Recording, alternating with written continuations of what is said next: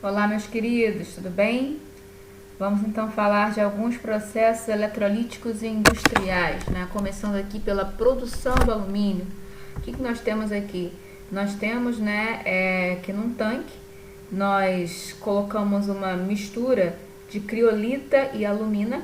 Né? A alumina é o minério, né, que dá origem ao alumínio, e a criolita é o que se chama de fundente, né, uma substância utilizada para diminuir o ponto de fusão, ou seja, facilitar a fusão, né, desse mineral, desse sólido. Se a gente pensa, cadê o ponteiro, no aumento da temperatura, né, e que eu tenho, né, abaixo dessa temperatura telinha aqui, por exemplo, a fase sólida, né, o estado físico sólido, e acima o estado físico líquido, né, e a gente está aumentando a temperatura para fundir, né, quanto mais baixa essa temperatura telinha, mais facilitada é essa fusão, né, e a criolita funciona como fundente, né, diminuindo essa temperatura de fusão, facilitando então a fusão desse minério, né, do qual se extrai o alumínio. Né? Então nós temos, né, num tanque uma mistura de criolita e alumina fundida, né, o que gera então íons de alumínio e íons de oxigênio nesse tanque. Né? Esse tanque é feito de ferro, né, de aço, e no interior, né, desse tanque nós colocamos eletrodos de grafite, hastes de grafite. E o tanque é conectado ao polo negativo de uma fonte e os eletrodos de grafite, né, são conectados ao polo positivo. Né? Então, qual é o intuito aqui? Né, fazer com que algumas espécies, né, que alguma espécie se aproxime desses anodos entregando seus elétrons, para que eles sejam redirecionados aqui, né, para o tanque, né, e aí as espécies de alumínio 3 em contato com o tanque carregado de elétrons vão se reduzir, formando o alumínio. Né? Então, a espécie que entra em contato, né, com os eletrodos de grafite e entrega os seus elétrons é justamente o íon de oxigênio, o O-2. Né? Então, segundo essa reação aqui, né, o O-2 entra em contato com esses eletrodos de grafite, entrega elétrons e forma o oxigênio molecular. Né? Ao mesmo tempo, né, com os elétrons sendo passados, né, através dos eletrodos de grafite, né, chegando esses elétrons no tanque, né, o que acontece é a redução do alumínio 3, formando o alumínio reduzido. Né? Interessante notar que, como os eletrodos são de grafite, o que acontece ao longo do tempo é que, com a oxidação das espécies de oxigênio -2 e formação do oxigênio molecular, o que acontece é a reação do oxigênio com os eletrodos, que ao longo do tempo então se desgastam, né, pela formação de dióxido de carbono. Né? Como resultado líquido desse processo, nós temos então a formação do alumínio em estado líquido, né, devido à alta temperatura desse processo, né, que trabalha com a alumina e a criolita, né, misturadas e fundidas. Tá? Então esse é o processo de produção de alumínio, né, de maneira simplificada, né, a parte química que dá para a gente entender com facilidade. Né? Então, um processo eletrolítico, utiliza-se uma fonte de corrente contínua para impulsionar elétrons de um lado para outro. Né? Ao ligar o polo positivo dessa fonte nos eletrodos de grafite, né, isso, né, permite que espécies negativamente carregadas entrem em contato com esses anodos, né, entregando seus elétrons, que são impulsionados pela fonte para o outro polo, né, para o outro terminal da fonte. Nesse caso aqui, o terminal que está ligado ao tanque, né, de modo que as espécies de alumínio 3 podem entrar em contato com esse tanque, né, se reduzir e formar o produto final, alumínio reduzido. Outro processo eletrolítico industrial é a eletrodeposição, né, que consiste em levar um metal para uma determinada superfície. Então vejam aqui, por exemplo, né, eu tenho um determinado metal e tenho um pedaço de cobre. Né? Se eu prendo nesse pedaço de cobre o polo positivo de uma fonte, né, eu impulsiono os elétrons do cobre para o outro terminal da fonte, conforme está representado aqui e conforme eu acabei de desenhar também. Né? Então, nesse processo aqui, o que acontece? Né? Com o cobre entregando os seus elétrons para a fonte, acontece a saída de íons de cobre 2, né? E aí os elétrons, ao chegarem em cima desse metal preso ao terminal negativo da fonte, né, vão ter que ser captados por alguém. E aí o próprio cobre, né, que foi para a solução, né, vai em direção a essa peça metálica e acaba formando um filme, né, no entorno dessa peça. Né? Lembrando que a qualidade desse filme, a espessura desse filme, né, é o que confere, né, a qualidade desse revestimento, né, desse eletrodepósito, digamos assim. Né? Então, a princípio também, bem simples de compreender, classicamente, né, um processo eletrolítico, onde a gente força uma reação que não é espontânea acontecer no sentido que nos interessa. Então, ao conectar o polo positivo da fonte nesse material, né, a gente impulsiona o fluxo de elétrons, né, tira os elétrons desse material e passa para o outro. E aí, dependendo da constituição dessa solução, né, as espécies vão em busca desse elétron e acabam se fixando, né, se reduzindo nessa superfície. Né? Esse processo aqui, né, ele exige que essa superfície esteja extremamente tratada, né, para que realmente haja uma aderência do material assim que ele se reduzir, e exige também que a gente tenha cuidado com a composição dessa solução. Né? Se o objetivo nesse processo é a deposição de cobre, né, eu preciso saber o que tem aqui na solução, né, porque eu posso acabar levando outras substâncias para essa superfície. Né? Eu não tenho como impedir, né, que qualquer outro íon positivo, né, ou até mesmo uma espécie neutra que esteja aqui no meio, eu não tenho como impedir, né, que haja um trânsito dessas espécies em direção ao metal, né, cheio de elétrons. Né? Não tenho como impedir, mas eu posso prever, né, eu posso trabalhar com a composição da solução, né, para que eu favoreça de fato, né, que o cobre 2, nesse caso, vá em direção ao metal, receba o elétron e se eletrodeposite em cima do metal. Tá? Então, detalhes da eletrodeposição é o tratamento prévio da superfície que vai ser revestida, a composição da solução, obviamente, né, a voltagem adequada nessa fonte, né, a corrente que vai permitir o depósito de uma certa quantidade de massa num certo tempo. Então, são detalhes desse processo. Nesse outro desenho aqui, né, nessa outra ilustração, nós temos o revestimento de um anel, né, parece que é um anel, né, então, a princípio, me parece, né, duas hastes de ouro, digamos assim, né, presas, né, ao terminal positivo da fonte, né, então o fluxo de elétrons é impulsionado para fora, né, desse material, né, uma vez que o polo positivo está conectado, né, os elétrons vão em busca, né, vão na direção desse polo positivo e, ao chegar na fonte, são impulsionados para o outro terminal, nesse caso aqui para cima da aliança, né, e os íons então que saem da oxidação do metal correm para essa peça, se eletrodepositam. Né? Então, é fácil de compreender, mas na prática é um processo que exige alguns cuidados, como eu falei anteriormente. Então, vamos ver uma simulação aqui, que vai ilustrar esse processo de eletrodeposição.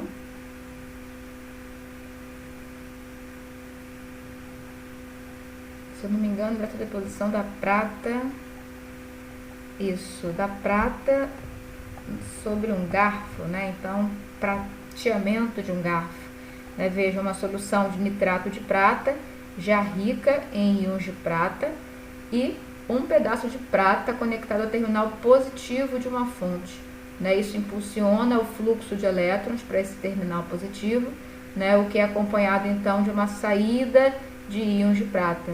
Né? Então, o movimento de elétrons no condutor e o movimento de cargas no eletrólito, né? São coisas que acontecem em conjunto. Então, com o polo positivo conectado nessa peça, nesse pedaço de prata, o que acontece é a saída de elétrons e a saída de íons de prata.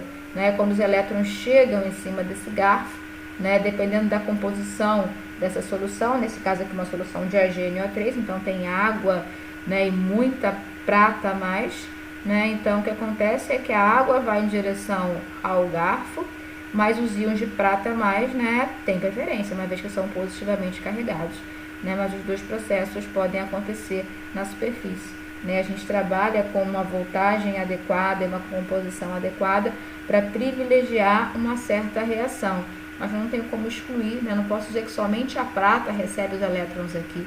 Né? Quando a gente faz uma eletrodeposição, geralmente se vê algum mínimo borbulhamento, né? Indicando que tem alguma reação acontecendo, produzindo gás, e geralmente é a redução da água. né? Isso é normal, mas precisa ser controlado porque isso pode influenciar a qualidade do revestimento, né? Imagina você está depositando prata, está formando o hidrogênio, né, e fica ali por baixo e que sai o hidrogênio, isso vai, né, tirando a uniformidade do revestimento, né? Mas no geral, né, a voltagem utilizada praticamente exclui, né, essas reações indesejadas, né? A voltagem privilegia uma certa reação, tá? Então, bem simples de compreender, né, o processo de eletrodeposição. Voltemos à apresentação. Ixi, tem muita coisa aberta aqui. Acho que é essa. Beleza, essa mesmo. Né? Então, seguindo em frente, um outro processo eletrolítico industrial importante é o processo de fabricação da soda cáustica, né? O NaOH, hidróxido de sódio. Né? Então, o processo utiliza, né, água mais sal, no caso aqui água do mar, pode ser, né, uma água do mar purificada, né, uma água salina de qualquer natureza, né, e essa água salina é levada a um processo de eletrólise. Nesse processo de eletrólise acontece a produção, né, da soda cáustica. Então vejamos também um videozinho que ilustra esse processo para facilitar o nosso entendimento.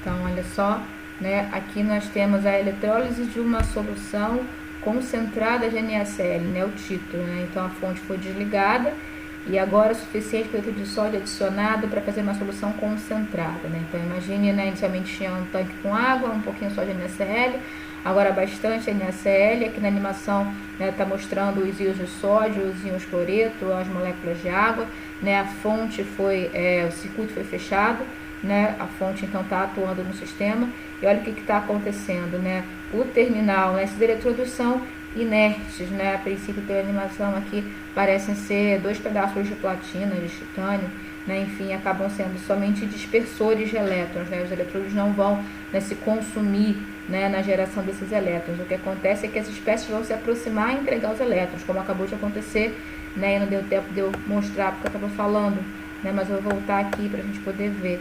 Né? Então, olha o que está acontecendo no polo positivo, né? Deixa eu voltar mais um pouquinho. Né? Então, vejam, né?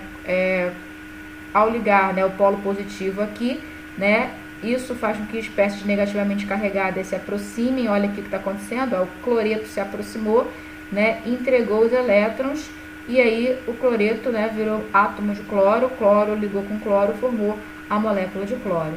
Nossa, mas é muito rápido. Deixa eu voltar de novo para explicar agora o que acontece no outro lado. Né? Então, aqui mais uma vez, né? A gente tem aqui o cloreto. Não, o elétron está saindo, né? Saiu de um cloreto, saiu do outro. Né? E aí os átomos se juntaram. Ao chegar aqui, mais uma vez não deu tempo de explicar. Deixa eu ficar só do lado direito, então. Né? Os elétrons chegaram, tá vendo? O que está acontecendo é a redução da água. Não deu para ver, deixa eu voltar de novo. Não, mais um pouquinho. Mais um pouco.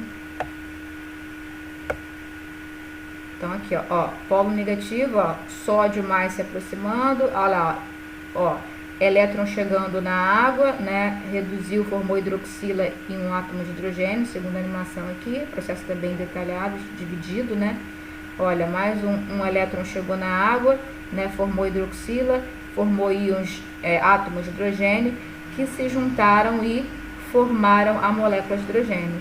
Quando a gente escreve a reação, a gente já escreve direto a formação do hidrogênio, né, mas ali está bem detalhado. Achei bem interessante ele representar essa questão, né, de que o processo é um processo a nível atômico, né? Quando as espécies se encostam ali, recebem ou doam os elétrons, né, são os átomos que se formam a princípio e depois se unem e formam as moléculas. Olha, o cloreto entrou em contato aqui, ó, entregou o elétron, virou cloro. Esse aqui também entrega, vira cloro, depois eles se unem para formar a molécula de cloro. Da mesma forma aqui, ó, o elétron chegou na água, formou hidrogênio, né? Os átomos de hidrogênio se aproximam e formam a molécula de hidrogênio, que é liberada, né? Então, nesse processo nós temos liberação de cloro, liberação de hidrogênio, e o que fica na solução? Volta. Aí, o que acaba ficando na solução? Né? Íons de hidroxila e íons de sódio, né? No meio aquoso. Né? O cloreto vai a cloro, né? A água forma hidrogênio, o cloreto vai a cloro, a água forma hidrogênio, e nós temos, né, no final de tudo, uma solução contendo íons de hidroxila e íons de sódio, que é justamente a soda cáustica, né? Acho que eu me enrolei aqui um pouco. Peraí, isso, very good. Né? Então, vamos embora escrever, né, isso, né? Vamos escrever as reações. Então, no polo positivo, o que acontece no polo positivo? A entrega de elétrons, né? Ou seja, elétrons saem para esse polo positivo, então acontece oxidação. Nesse caso, né, são os íons de cloreto. Né? O cloreto vai a cloro, 2 de cloreto, 2 elétrons, né? Isso no polo positivo. E no polo negativo, né, nós temos naquela solução, né, a água, né, que tende, sim, né, a ir em direção àquele eletrodo negativo. Nós temos os íons de sódio, que tendem, sim, a ir em direção àquele polo negativo, né, mas, né, preferencialmente o processo se dá aí com a água e não com o sódio, né, que se mantém na sua forma oxidada. Né? Então, nós temos no polo negativo a redução. E o que acontece é a formação, é a redução da água, né? Se a água se reduz, né, a espécie que se forma é hidrogênio. Né? Vejam, hidrogênio aqui mais 1 e oxigênio menos 2. Não tem para onde o oxigênio reduzir, mas o hidrogênio sim. Ele sai de mais 1 e vai para 0. Né? Então aqui a gente vai balancear. Né? Hidrogênio vai água. Como é que a gente faz o balanço? Falta balancear o oxigênio. Então vamos colocar água. Ao colocar água, a gente adiciona 2 de hidrogênio, então a gente bota 2 de H+ aqui. Porém, como o meio não não é ácido, né, a gente tem que neutralizar esse H+ que a gente adicionou apenas para poder escrever uma semi-reação de redução. Né? Então, vamos adicionar íons de hidroxila aqui e temos que adicionar então do outro lado. Então, essa reação vai se transformar em H2O mais 2 de H+, mais 2 de hidroxila, indo para hidrogênio mais água mais hidroxila, 2 de hidroxila, né? Eu adicionei essas duas para poder cancelar esses dois de H+, então tive que adicionar 2 aqui também, né? Com isso, né, a minha reação se transforma em água, 2 de H+ com 2 de hidroxila, 2 de água, H2, água, 2 de hidroxila. Essa de água aqui, eu posso cancelar com essa, de modo que eu tenho agora 2 de água, formando hidrogênio e 2, né, 2 hidroxilas, né? A massa está balanceada, vamos verificar, ó, 4 de hidrogênio, 2 com 2, 4, 2 de oxigênio com 2, 2, né? Aqui eu tenho sistema neutro antes da seta, e aqui eu tenho 2 cargas negativas. Como é que eu faço o balanço? Coloco 2 elétrons aqui à esquerda, né? Então, deixa eu botar esse ponteiro para vermelho, né? A nossa semi-reação de oxidação tá aqui, né? A oxidação do cloreto a cloro. E a nossa semi-reação de redução tá aqui, redução da água para a formação de hidrogênio e hidroxila. Né? Então, somando as duas coisas, né, a gente tem a reação global, né, que justamente mostra a formação de cloro, hidrogênio, né, e NaOH, uma vez que esse cloreto aqui não inicia sozinho, ele inicia no NaCl, né, então no final o sódio aparece na hidroxila, né, mostrando aí que a composição final do sistema é uma solução aquosa de NaOH, tá? Seguindo, né, nós temos como um outro processo eletrolítico industrial o refino eletrolítico, também é bem simples de entender, né? Então imagine que eu tenha um pedaço de cobre impuro, né?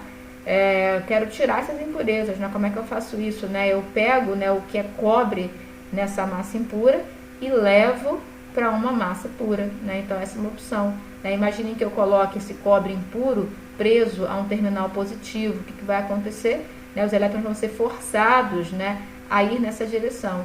E isso se dá às custas da oxidação, né, desse pedaço, uma vez que esse material não é inerte, né, tal como os eletrodos de platina ou titânio utilizados na eletrólise que a gente viu anteriormente, né, na produção de soda cáustica. Né, então, ao ligar, né, esse cobre impuro no polo positivo, os elétrons saem pelo condutor, né, as espécies carregadas saem pelo eletrólito, né, os elétrons ao chegarem aqui, né, vão promover a redução de alguma coisa. Alguma coisa o quê? Né, então vejamos a composição desse cobre impuro. Né, então nós temos aqui no caso prata, né, platina, né, ouro, né, acho que é ouro. Olha, tem prata, tem ouro e tem platina, pelo que está desenhado aqui. Né, então esses são os materiais que não se oxidam. Né, nós temos ferro, zinco, cobre, todos eles podem se oxidar. Né, então imagine, né, essas impurezas, o ferro se oxida, está aqui representado, o zinco se oxida, está aqui representado, o cobre se oxida, está aqui representado, e os materiais nobres, né, eles simplesmente caem. Né, conforme isso aqui vai se deteriorando, o material ele vai cair, ele vai se desprender, né, desse cobre impuro, né, e aí essa solução vai ficar cheia, né, de cobre, de ferro, de zinco. Né, porém, né, no momento, né, em que os elétrons chegam em cima do cobre puro e começa a ver a corrida, né, das espécies positivamente carregadas, né, em direção a esse cobre puro cheio de elétrons, né, até mesmo por questão de quantidade, né, tem muito mais cobre aqui, né, existe uma forte tendência, né, que os íons de cobre, né, vão para caminhem, né, transitem para cima dessa superfície. E acaba que a gente tira a massa que estava no cobre impuro e leva para o cobre puro, né? Aqui na ilustração até diz, né, que impurezas menos nobres que o cobre se oxidam no anodo, mas não conseguem se reduzir e permanecer em solução. É uma tendência química e também quantitativa, né? Vamos ver também um simulador aqui. Nós vamos representar nesse simulador justamente esse processo de refino eletrolítico, onde nós temos o mesmo material, né, nos terminais da fonte, só que a gente tem que ter o cuidado de colocar o material impuro no polo positivo, justamente para que ele possa, né, ir para a solução e depois se depositar, né, em cima do material puro. Vamos ver isso no simulador.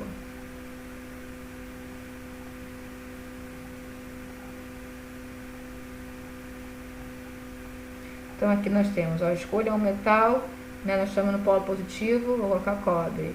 Escolha o metal para o polo negativo, também o cobre. Escolha uma solução, aqui eles vão dar a opção de escolher o nitrato de cobre. E aí eu posso modificar aqui, né, a amperagem, né, o que é a amperagem? A quantidade de carga, né, elétrica que é transmitida por tempo, né, coulombs por segundo. Eu posso modificar isso, né, tornando o processo mais rápido ou mais lento, digamos assim. E eu posso modificar o tempo também de operação. Então aqui o máximo, se eu não me engano, é 12. Isso, eu vou colocar 6, né? E vou colocar o tempo de 1 minuto. 1 minuto, né? Eu não consigo mexer na voltagem, né? Na voltagem de operação da fonte. Né? Essa voltagem é que define quais reações vão ocorrer. Né? Então, na prática do processo eletrolítico, né, chamado refino, né, eletrolítico, eu preciso ter cuidado aqui no valor de voltagem, né, a ser utilizado, né, para poder favorecer, né, a reação que interessa, né, assim como na eletrodeposição, já tinha comentado com vocês. Né, então aqui coloquei 6 amperes, né, 1 minuto de operação, vamos ligar. Né, então veja, aqui está demonstrado que eu tenho inicialmente as duas placas com massa de 10 gramas. Quando eu ligo, né, e o processo corre durante 1 minuto, né, nós temos aqui, ó, um incremento de massa de 0,12 no polo negativo. né? Então, os elétrons saíram pelo polo positivo, né? Chegaram no polo negativo, né? Os íons de cobre, então, foram para a solução e depois partiram para cima dessa placa ligada ao terminal negativo, né? Então, a gente teve um incremento de 0,12 no polo negativo, trabalhando com 6 amperes, né? Vamos fazer novamente, trabalhando com 12, para vocês verificarem, né, que é essa variável aqui que faz, né, a massa se depositar, né, em maior ou em menor quantidade para um mesmo intervalo de tempo, né? Então, eu vou colocar novamente aqui 1 minuto. Vamos fazer uma comparação entre a massa, né, o incremento de massa observado aqui no polo negativo em função da corrente utilizada, né? Então, vejamos. Então, deu 0,24, né? Com o dobro de corrente no mesmo tempo, se observa o dobro de incremento, né? Então, né, para poder facilitar, aumentar a eficiência, digamos assim, a gente tem que mudar a amperagem, né? E trabalhando, né, com 1 minuto de operação, eu posso depositar mais ou menos massa em função da amperagem utilizada, tá? E é isso, gente. Então, nós falamos da produção do alumínio, falamos da eletrodeposição, né? Falamos da produção de soda cáustica e do refino eletrolítico. Foram esses 4 processos eletrolíticos industriais que eu escolhi para poder mostrar para vocês, tá? E que Deus abençoe vocês, abençoe a mim, abençoe a nós, né? Estamos juntos, né? Entrem em contato caso não tenham entendido. Espero, né, que tenha sido clara e que vocês tenham, né, aprendido alguma coisinha. Fique com Deus, um beijo, tchau, tchau.